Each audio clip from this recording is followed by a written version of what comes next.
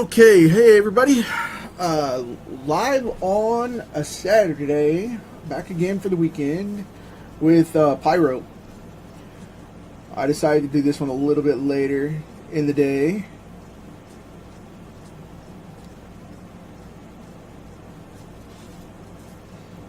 But still gonna get her done nonetheless. This is gonna be a little bit of a modern take on the character. Not necessarily any that you may have seen before. A little bit hit and miss here and there with design. I just played around with it a little bit. Just wanted to have a little fun with it.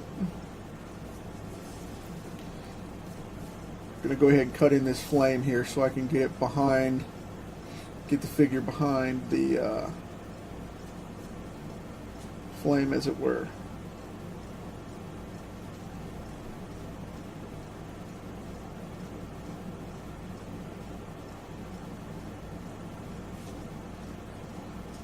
Okay. Cut in a little bit more there. Go off the edge a little bit. So, I'm making him play with a fireball here. Kind of like they did with the original Pyro in the first X-Men movie. Just because it was simple to do, and that's a trademark Pyro thing. That he likes to make this ball flare up like he's prepared to throw it at somebody whenever he gets ticked off. It's an intimidation go-to for him, so that's what we're going to do here. And that puts that in place, so we've got that. Now I'm going to put in this guard that he has, which I'm not sure why he has the neck guard as much, but he's always had it. And I just want to put it in to make the character look similar to what we know of him. A cross between the modern and the classic version. It's kind of like this bomb squad kind of guard thing going on.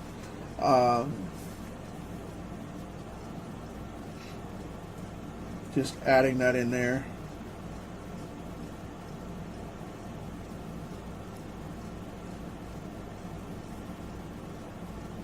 Cut in the ear here underneath the suit.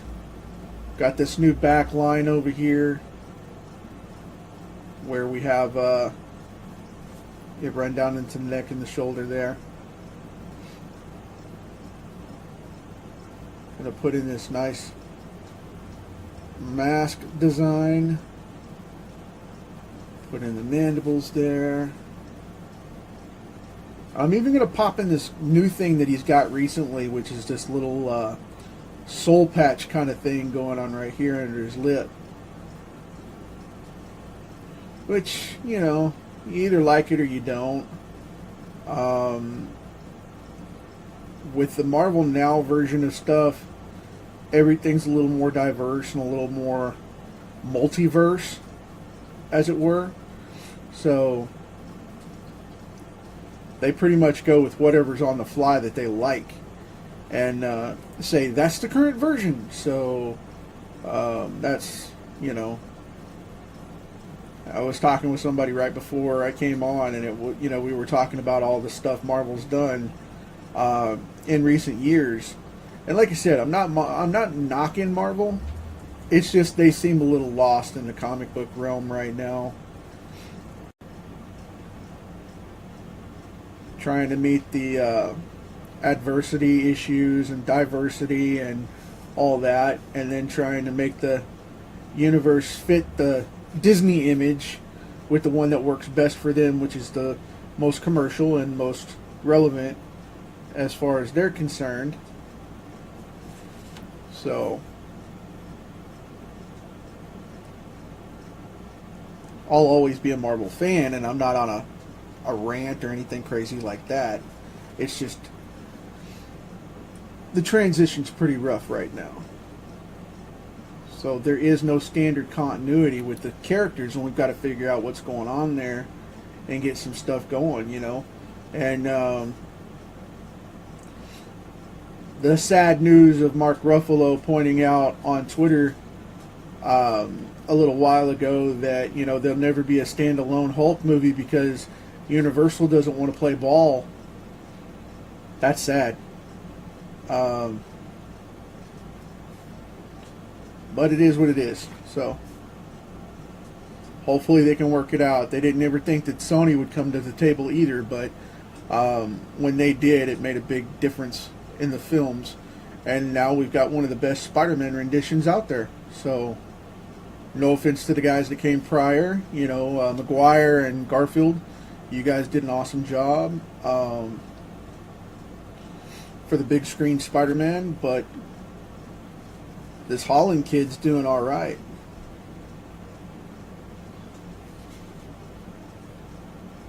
From what I've seen and heard of the new Spider-Man, it looks pretty good. I haven't actually gotten my butt out there in a seat in a theater lately to do it and actually watch it yet. I'm going to go check it out probably this coming week and see what's going on there. But it seems like he's doing much better, and everything that I've seen him in so far looks good, so whatever works. They definitely have a winning formula, I'll give them that. Whatever's going on in the cinematic universe. The comics, not so much, but the cinematic universe is definitely still banging. So we'll see what happens.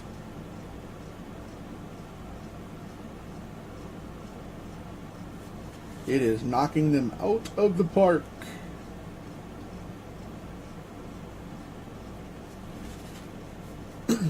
I gave him kind of a raised goggle look because that's pretty much what the character has. He's got these yellow goggles that he wears over this red spandex mask. And I really dig this character. I was first exposed to him in a Daredevil book that John Romita Jr., I believe, did. It was a run for that. I found it very interesting to see. Daredevil went toe-to-toe with a couple of the Brotherhood of Evil Mutants or New Mutants or kind of thing going on. I believe it was the Brotherhood of Evil Mutants at the time. And the funny thing about it was that Spiral from Mojo, the Mojo universe, was involved in that crew. So I always found that interesting that she was involved. Of course, this was around the time, you know, the late 80s when Longshot was involved with the X-Men. So I don't really have a problem with that. But that was my first exposure. It was, goodness, 86 or 87 when I saw that. I believe that was the storyline where it was. And that was my first exposure to Pyro on that level. Because otherwise, I had heard of the, you know, Blob, Toad, and those guys. But Pyro was one that just stuck out to me. And I was just like, okay, I really dig this guy. He was different.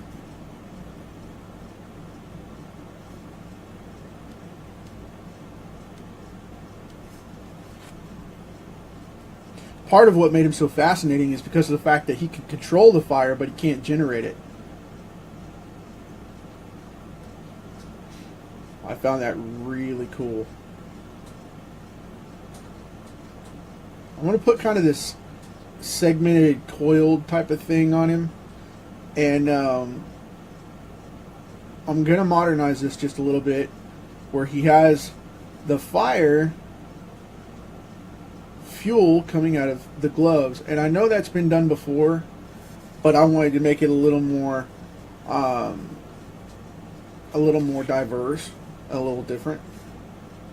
So I put these gloves on him, and instead of them being just full mechanical or tech gloves like an Iron Man hand type of deal, got to smooth down this edge on this leg. As I was saying, to smooth them out, instead of doing the whole tech thing, I'm actually just going to put fingers on him. I want the glove to be more of a fabric kind of deal.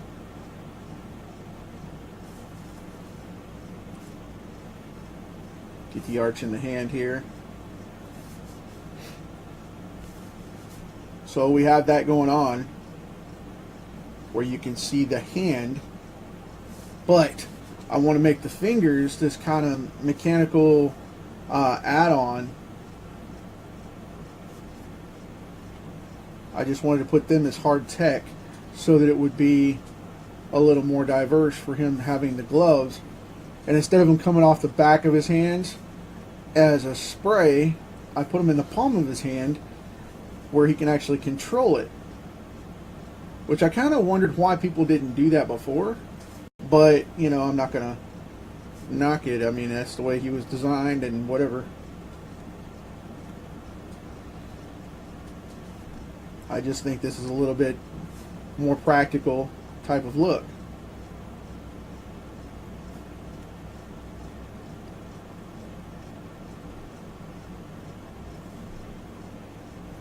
And it gives a little better aesthetic to it as well, because you get to put in, you know, like right here, we get to put in that big knuckle off the glove here.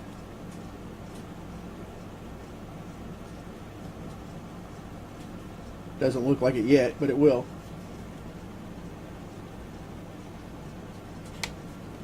Okay. Get to shade that joint right there.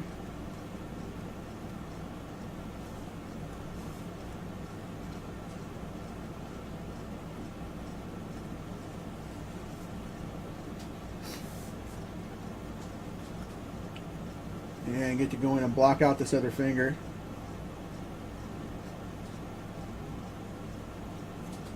And see, like I said, it makes it a little more diverse to where we can work with it and have a little more fun with it.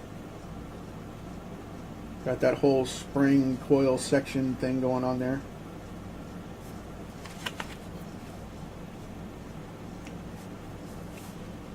And I got to be careful though, because there's hardcore fans for the crew of the Brotherhood, and I don't want to get into that where people start, hey man, you just changed him out, he bummed out, man. Okay, well, sorry. I apologize if that's if you're a hardcore fan and you don't like the costume. But I got a surprise for you guys here in a few minutes too. I finished up one of these today. I've been catching up on cards daily around regular work. And I just wanted to, you know, regular page work and business stuff that I have to do. And I just wanted to share with you guys in a few minutes what I got done earlier on in the day, and I just wanted you guys to see it. So, alright, now we've got the hand involved. I'm going to go ahead and put in this wristband on the back of the glove, the base of the glove here. Kind of a bracelet, gauntlet type of thing that goes around his hand to feed the line. You see the line right there in the corner, and then you'll see the line back here as well.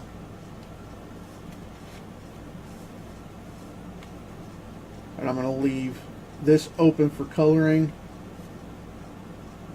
Put that other side of his neck in there.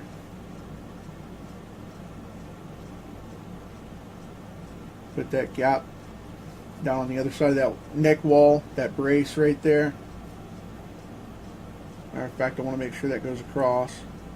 And his beard's on the underside of it, so we won't see that. And there you go.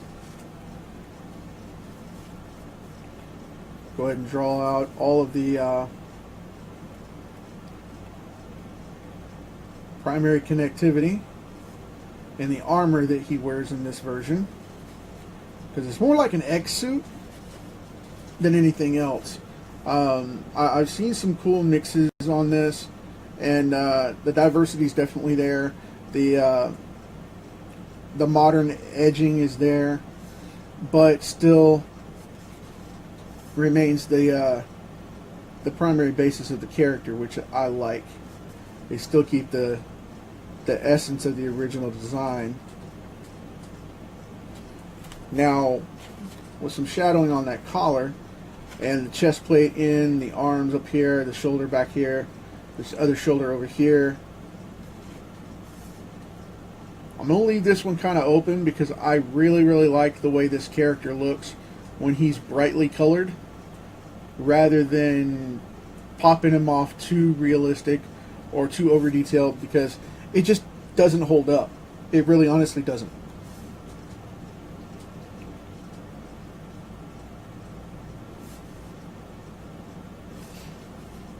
I always find that it's a better look for the character when he's left open, more of an animated feel and an animated look. So he's a very color dependent character because of the bright fire lighting up everything.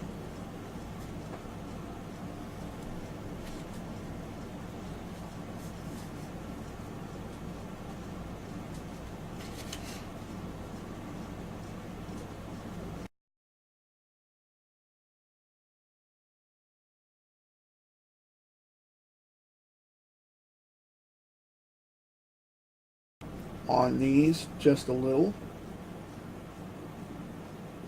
to set the shadow, which I'll do in an off color rather than blacking them out. Just setting those guides.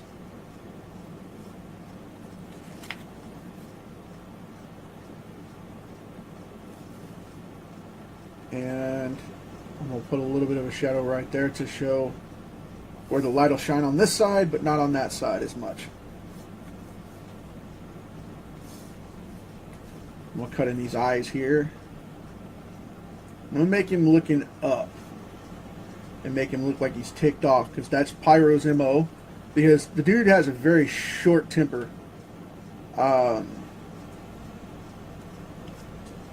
Very foul attitude, very short temper. Dare I say he's a hothead, pardon the pun.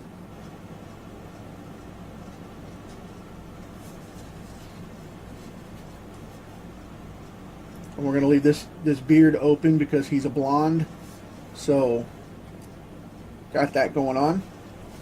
And I'm going to draw a little bit of a back shadow on this glove, because I want it to, like I said, reflect that, but not go black. I'll do that in a tone. And I think I'm going to call that one it.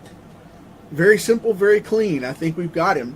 Now I'm going to show you guys something that I finished up earlier today. And I'm also going to show you, let's see, this card here. I'll pull Pyro out of the way here. Now, just for you guys that showed up on the weekend appearance, I'm going to show you flat out. I colored the Juggernaut piece that I did the other day. And like I said, I've been catching up on these. A lot of work's been going into these things. As you can see here, Pyro is 1/6 the scale of the Juggernaut. And yeah, they're coming along really well. I have something special coming out for these for you guys, and you're going to be able to see that here pretty soon. I'm just about ready to release that. You guys got an exclusive look on that. We're going to color him up, ink him up, color him up, throw him out there for you. He's done. Tomorrow, I have, who do I have on the list? Yeah, Blob. I have the Blob coming up. So we've got that one going on. And I'm going to knock him out as well. Get him up there. Then on Monday, I have Toad coming. So we'll have all of the Brotherhood of Evil Mutants at this point. We've got Mystique already.